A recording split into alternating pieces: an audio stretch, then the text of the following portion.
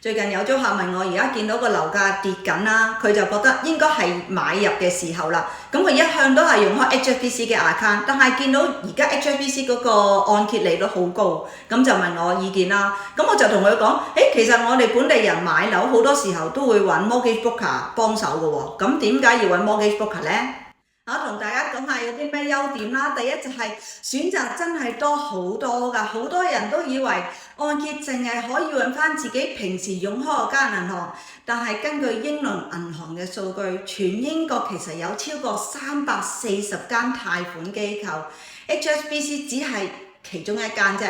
咁你都要明白啦，每一間嘅 lender 都有佢哋嘅特定嘅貸款對象同埋要求啦。咁由你嘅年齡啊、居留嘅身份啊、收入嘅種類啊、同埋工作嘅性質啊，你之前有冇做過buy to let 業主嘅經驗啊？你想買嘅物業類型啊，同埋負擔能力啊嘅計算方法，間間都唔同嘅。咁就算有啲特別嘅個人情況，例如曾經有個 CCJ 啦，即係不良嘅信貸記錄咁，唔同嘅銀行嘅接受程度都好大分別。咁如果自己間間咁樣去問嘅，其實都會花好多冤枉嘅時間㗎。第二，幫你慳錢慳力同埋提高成功率。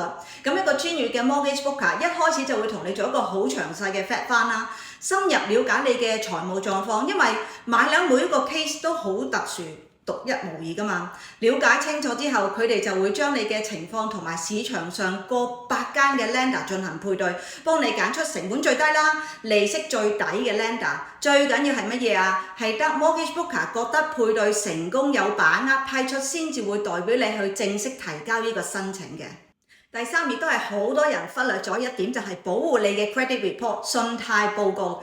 其實市場上大部分嘅 lender 只係接受通過 mortgage broker 遞交嘅申請，唔接受散客嘅。咁換個角度講啦，係有啲 lender 接受你直接行入去申請，但係你都要小心啊，因為無論你申請成唔成功都好，嗰個申請都係會白紙黑字記錄喺你嘅 credit report 嗰度嘅。咁萬一唔批咧，留咗嗰個 reject 嘅記錄，咁係絕對有可能影響你以後其他貸款嘅申請㗎。所以買樓做按揭真係唔好淨係死守喺自己用開嗰間銀行度，交俾專業嘅 mortgage broker 幫手睇下，揾最靚嘅 rate， 仲可以避開前有嘅信貸風險添。咁如果你對英國買樓嘅按揭仲有其他嘅想知啊，或者想了解多啲，隨時可以揾我傾下。我係 Idy。我喺英國30年啦，從事物業有關嘅工作差唔多15年，業務覆蓋喺 Reading 同埋倫敦地區，有買賣房屋啦，同埋幫業主收租放租。下條片見。